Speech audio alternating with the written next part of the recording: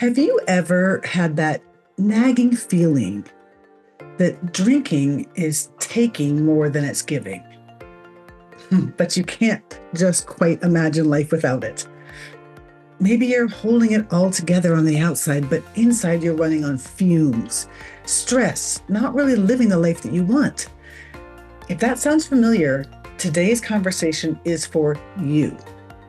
Welcome to the Sober Life Rocks podcast.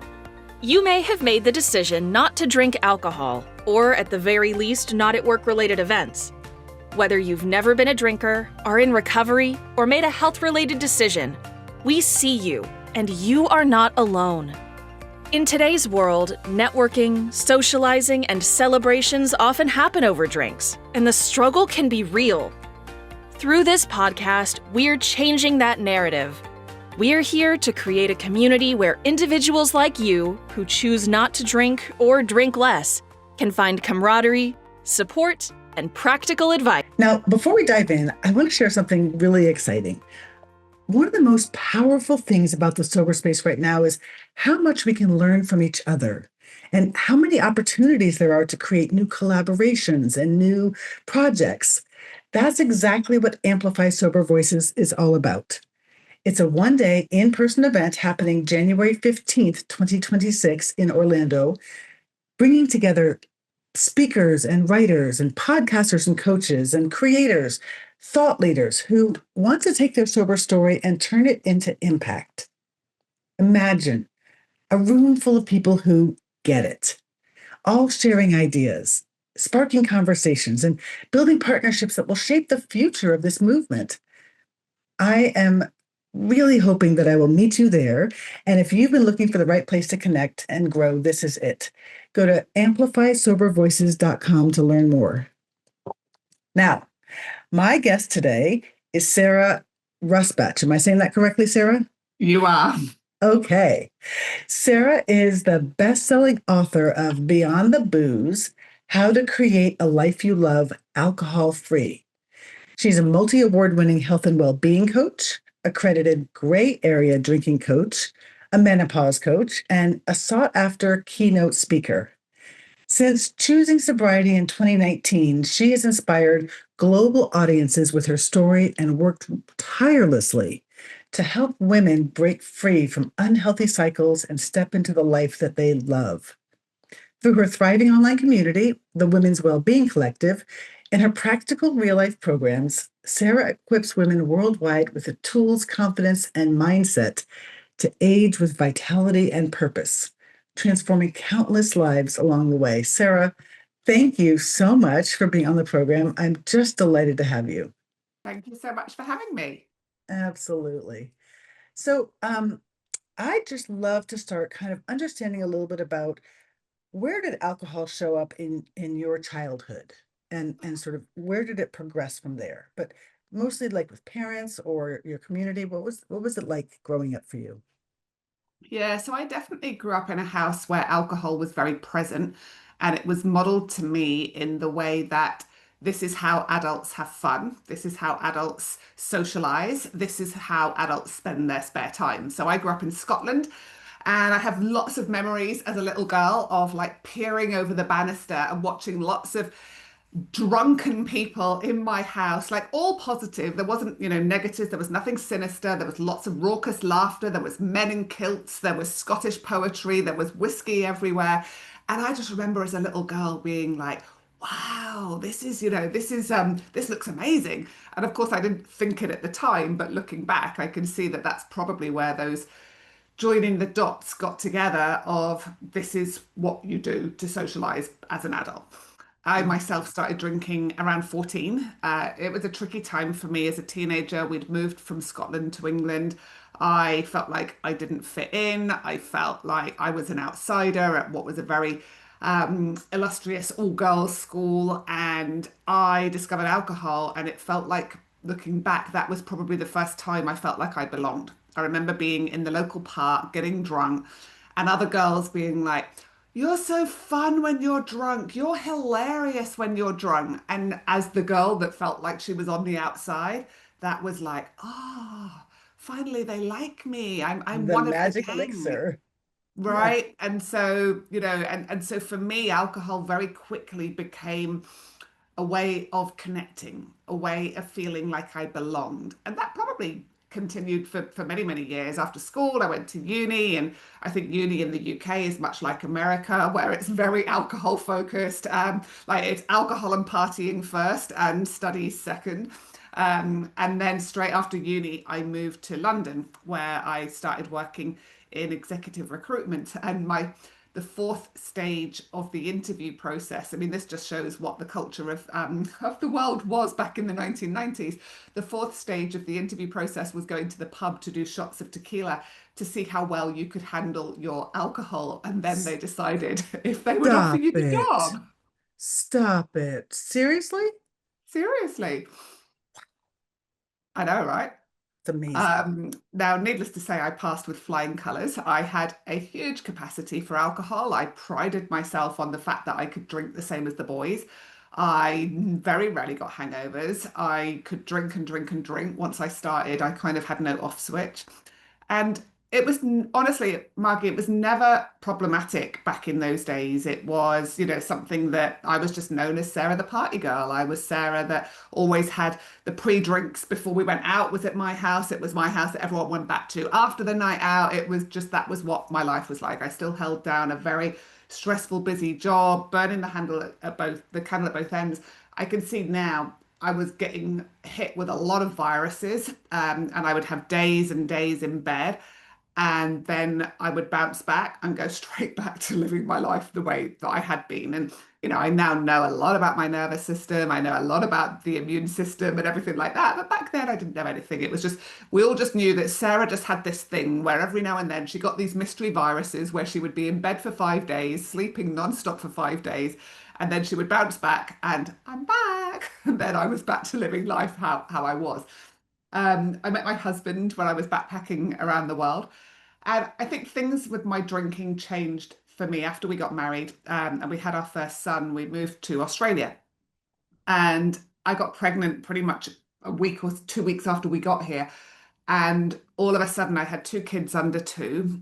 I was living on the other side of the world from my family, my close friends. I'd gone from having a very successful, high-flying career in London to not working. I was spending my days pureeing carrot, cleaning babysit, going to monkey music. I was incredibly homesick. I was incredibly lonely. Mhm.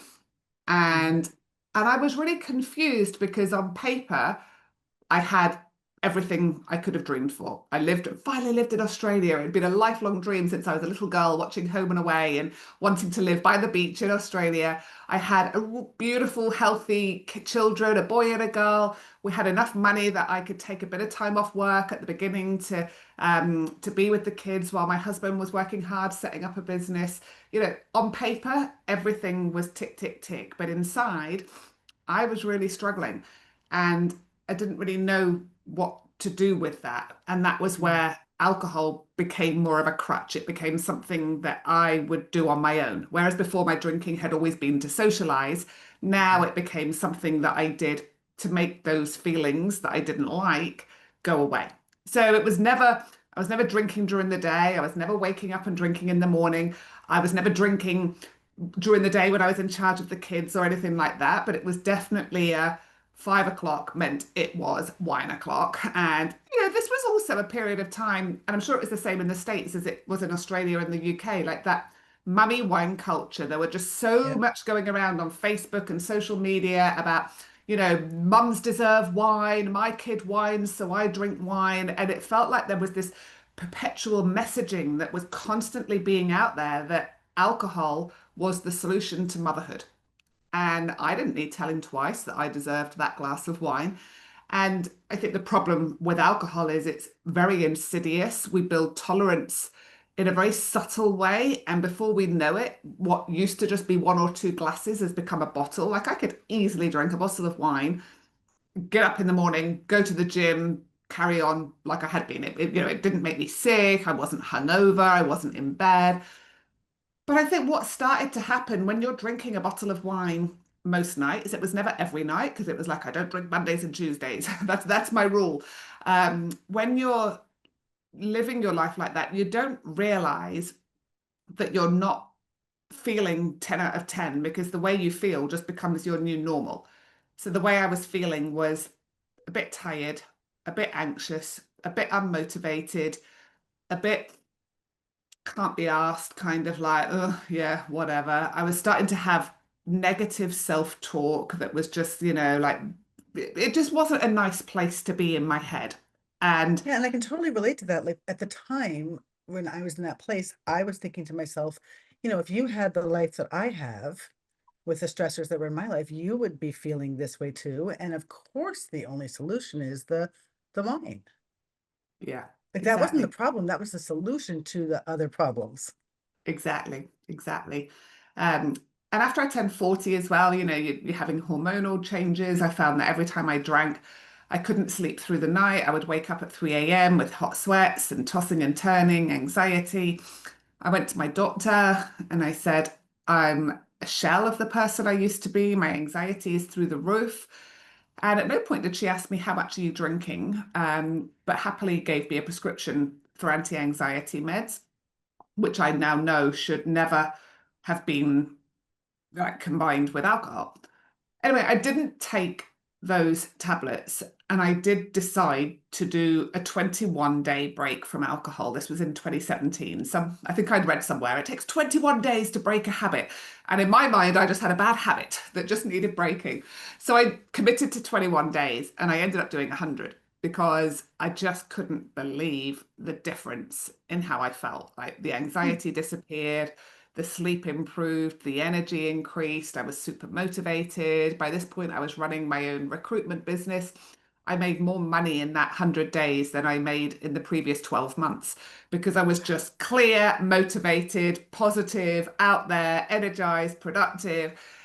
And then it got to the end of the 100 days, and I was like, oh, well, I can't never drink again. That would just be weird. And I'm starting to get peer pressure. People are like, what are you drinking again? So I thought, oh, I've done 100 days. I clearly don't have a problem with alcohol. I'll be a grown-up drinker now. I'll be someone that just goes and has a glass of wine with my dinner, and that'll be it. And sure enough, the first time I drank after that 100 days, I had one glass of wine. And I thought, look at me, I'm fixed, I'm cured, I don't have a problem with alcohol anymore. But the thing with grey area drinkers is we've got associations in our brain with alcohol. And once you open that door a little bit and let the alcohol back in, it's not long before you're back to where you were before. And so it was only a few weeks and I was back to drinking the same amount as before. And what followed was 2 years of kind of stop, start, stop, start. And then eventually in 2019, I had my last drink. And then I just committed and I just knew at that point everything in my life was better when I didn't drink. I felt better, my health was better, my inner landscape in my mind was better, I parented better, my relationships were better. And so that was 2019. I had my last drink and then became really empowered and decided to retrain to become a grey area drinking coach. And since then, I've supported we worked out the other day, it's over 10,000 people to change their relationship with alcohol. And I just absolutely love the message that you don't need alcohol to have fun, and there's so many benefits to creating a life without alcohol. Wow, that's amazing. So I want to back up a little bit. Um, at what point during all of this, you know, you decided to take this first 21-day challenge about the alcohol? Why alcohol? Like, what about that moment did you think maybe this might be the problem or a problem? I think there was a couple of red flags for me. So there was no massive rock bottom. There were a couple of incidents. So one, I'd gone to a friend's 40th and I got really drunk and I went outside for a cigarette because I only smoked when I drank. And because I was quite drunk, I crouched down to put out my cigarette. I was wearing high heels and I toppled forward. And because I had no reflexes, I didn't put my hands out. So I landed face first on a concrete driveway Oof. and split open my lip and my nose. There was blood everywhere.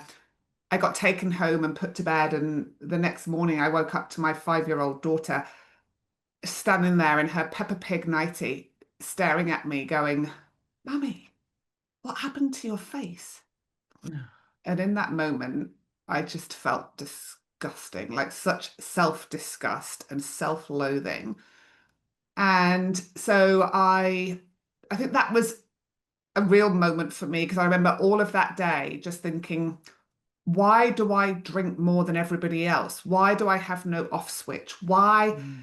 do I make such an idiot of myself when I'm drinking? And you know, I really thought about that. And then a couple of weeks later, again, it was a friend's birthday. We'd gone out. We started drinking at lunchtime. I think I got home at 2 in the morning. My husband had gone away on a boys' fishing trip that morning. And so I had to take my son to cricket. And he woke me up. And this time, you know, 2 weeks before, my daughter's at the end of my bed. This time, my son's at the end of my bed, dressed in his cricket gear, going, "Come on, Mum, it's time to go." And I knew I couldn't drive. I knew I was over the Mm. limit. Because I'd only got to bed at 2 a.m. and it's like, you know, 7:30 in the morning. And I couldn't take my son to the thing that he loves most in the world because his mum was still drunk on a Sunday morning. Mm. And like one of my core values in my life is family. One of my core values is wanting to be the best mum that I could be. And yet, every time I drank, it took me away from what was most important to me. And those two incidents with my kids just were the biggest, you know, moments for me to go, right, something has to change. Hmm. Yeah. At what point did you find this term gray area drinking? So I stopped in the April 2019. And then I started my coach training with Jolene Park, who coined the term grey area drinking at the end of 2020. So I think that first year I did a lot of work on myself to really get clear on my sobriety. And then I realized I wanted to be able to support others. And by then, you know, I'd started, there was a few books out there, you know, it's nothing like it is today in terms of the podcasts and books and everything. But I think I'd read Annie Grace's book, This Naked Mind, and through the sober world, I'd been shown Jolene's TED talk on grey area drinking. And in 2020, I retrained to be a health and well-being coach. And for a long time, I was umming and ahhing about what area I wanted to specialize in. And then I heard about Jolene's course that specialized in grey area drinking. So I applied to train under Jolene to be able to be one of Australia's first grey area drinking coaches. But in actual fact, now I work with women all over the world. But initially, I trained with Jolene, yeah, back in 2020. Yeah. I'm so jealous, honestly. I got sober 20 years ago and there was nothing like what Yeah. there is today. And if I had seen that TED talk, a couple of years before I made my final descent into the darkness, I truly believe that that could have made a difference for me because I could describe myself so similar to your story. I mean, I was high functioning. I never missed work. I was a single mom. I did all the things, but I did it all accompanied by Yeah. the drinking and the wine and the all the things. So um, good for you for finding it and then sort of gripping a hold of that. So, again, when I got sober, the stigma was hardcore. Even admitting that you had a problem with alcohol, let alone the word alcoholic, which is all we had back then. But describe for me what it was like for you when you decided or were making the decision that this was an area you wanted to go and specialize in. Like, what were your thoughts around becoming public with this? Yeah, I remember I did an interview with a women's online publication called Mamma Mia, which is really big over here in Australia. And they interviewed me about my story and becoming a grey area drinking coach. And it was a really in-depth interview. Like it went really into detail about my drinking, about that incident with my daughter waking up and seeing my face. And I remember the interviewer sent me the interview to read after before it was going live. And I read it and I was like, oh no, oh no. I got that we can't have that go out into the world. Like I felt so exposed and so Yeah. vulnerable. I was like, my daughter's teachers might read that. Like people are going to think I was a dreadful mother. What? So I phoned up the Polly and I said, Polly, we can't do it. And Polly said to me, But Sarah, what if this interview helps other women? Because so many women are stuck in this cycle where they don't identify as being alcoholics, but they know they've got a problem with alcohol. And you're talking about grey area drinking, which is something so many people haven't heard of before. Imagine you, even if you could just change one life, the impact that would have. So I said, okay, let's do it. The Mm. story went live, and within 24 hours, 8,000 women contacted me. And every single one of them said, you've just told my story. Mm. And that was when I knew there's no shame in sharing your story. And I'm so proud now about my sobriety. I see it as just being like it, I don't even feel like I have to say I had a problem with alcohol. What I say is I've outgrown alcohol. It stopped working for me. And whereas in my 20s and 30s, it was 90% positive, 10% a bit crap. By the time I got into my 40s, it was about 80% crap and 20% a bit positive. And if anything in your life has tipped the balance and has gone into more negative than positive, it's time to create a change. And I knew that I couldn't moderate. I had tried for years and years to moderate and I couldn't. And so for me, that wasn't an option. So it was either I carry on drinking like I am, that's making me miserable and tired and anxious, and I'm putting on weight and I look dreadful and I'm wasting money and I'm losing my years as the mum I want to be, or I can just remove alcohol. And I knew that everything in my life was better when I wasn't drinking.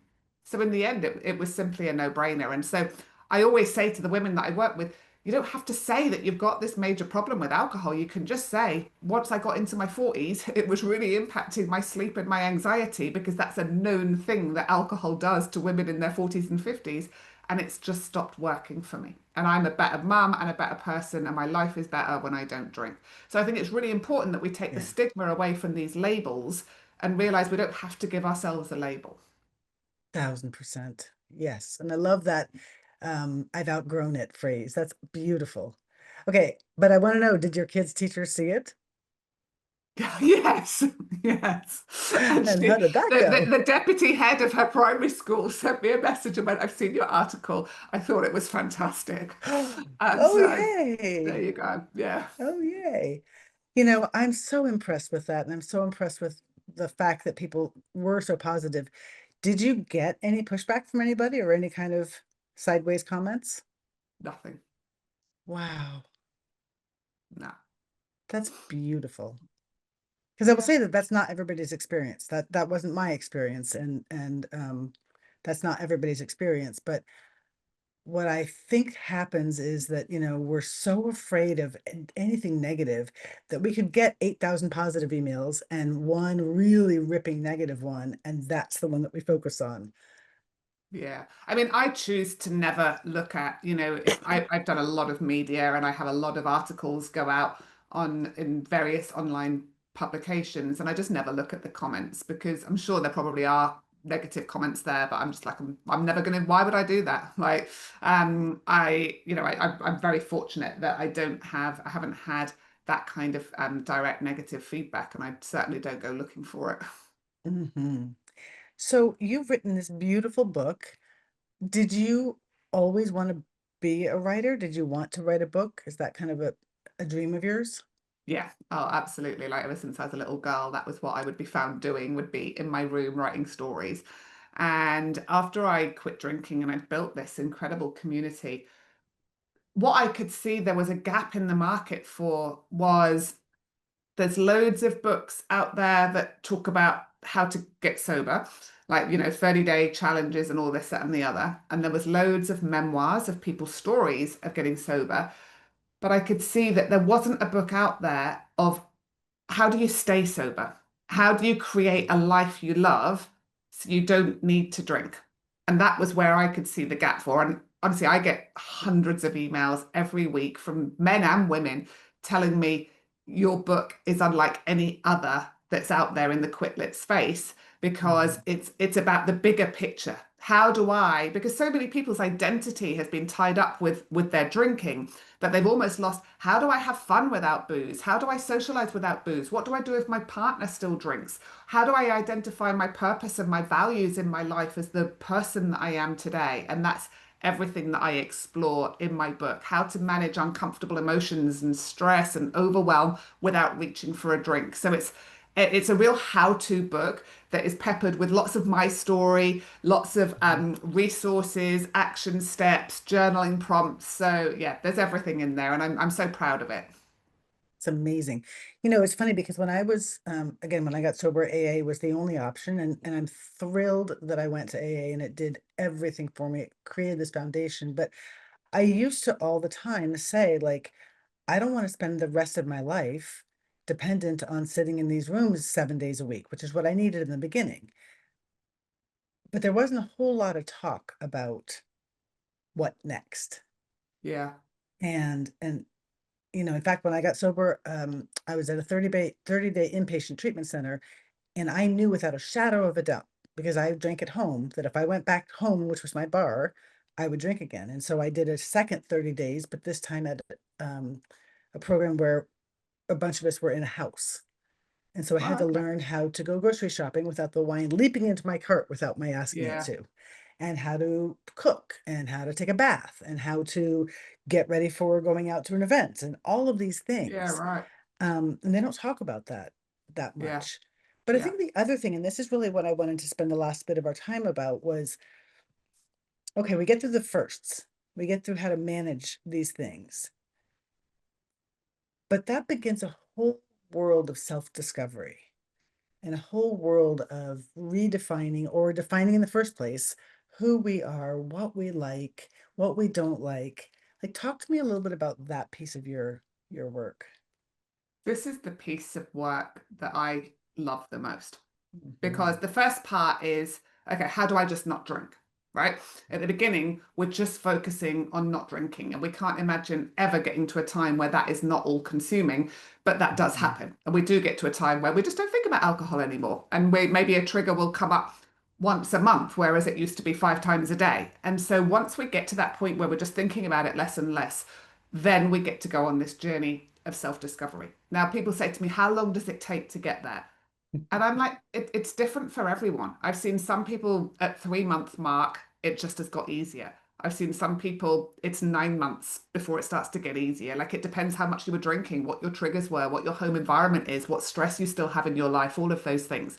But we definitely get to a point where we can start opening up to new possibilities. And I call it the point where we get to the fizzle of potential. And it's just like this little feeling in your tummy. And it's hope, it's potential. It's like this little sparkler is just starting to ignite, and you're starting to go, oh, with all this time, with all this energy, with this money that I've saved, with this mental clarity that I've got, with this newfound confidence that I've found, imagine what my life might start to open up as. And honestly, this is the part of my work that just fills me with absolute joy. I have seen women in their 40s and 50s go back to university, retrain to be midwives, set up businesses, take up horse riding, go and be in amateur dramatics shows on stage, leave relationships that were making them miserable, go traveling around the world. Like, honestly, when we get to this point, there is nothing that is holding us back, because what we realize is that alcohol has been keeping us small. It keeps our beliefs small. It keeps our dreams small. It keeps our whole life small. And when we let go of the alcohol and we do the work so that we don't need the alcohol anymore, what opens up is this endless possibility of, how do I want to live my life now? And I run a program. So I run alcohol-free challenges for women where we do the work on how am I not going to drink. And then I run a program after that called Elevate. And Elevate is all about, okay, how do I redefine what's important to me as the woman I am today? What makes me happy? What brings me joy? Where am I finding those authentic connections in my life? What do I do for fun now? What's my purpose? What are my values? And we really go into this, and it's just amazing seeing what starts to open up. Because at the end of the day, we have to remember, only we can do it. It's entirely up to us to decide, I want more for myself. I deserve more. This is my one opportunity on planet Earth. This is my life. This is not a dress rehearsal. There is no second act. This is my life. Am I living it in a way that fulfills me and gives me my best experience of my life? And if the answer is no, then we have to ask ourselves the questions, well, what do I need to change? Because only we can change it. But I feel like so many Mhm. people live on autopilot, doing what they've always done, never questioning, well, does it work? Is it working for me or not? And actually, when we pause and do ask ourselves some of these questions, it's amazing what starts to open up. Mm. And tell me about you. What were some of the things personally that you got to start doing differently besides your coaching work? Yeah, look, I think everything has changed for me in terms of I've done a lot of personal growth work in terms of therapy, in terms of somatic therapy, a lot of nervous system regulation. I realized I had a very dysregulated nervous system. So I've got practices in place now that really support me. I'm a dopamine junkie. So I have to be very, very careful with how quickly I can get hooked on things that really, really light me up. And so I have to, but I know all of this now. I've done incredible, learnings around neurotransmitters and dopamine, and I've obviously written my book. But I think, my biggest achievement is how I parent now. Like my kids are 14 and 15, and we are so close, and we have such incredible connection. And I am the mum and the role model that I want to be for them. And the fact that they see me go out dancing and go away with on girls' trips with my friends and doing all of this without booze just makes me really happy.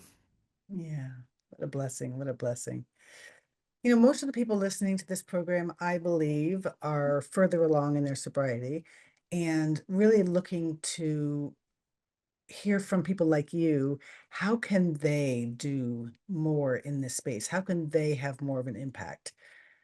What's some word of encouragement or advice that you would give to somebody to take that leap?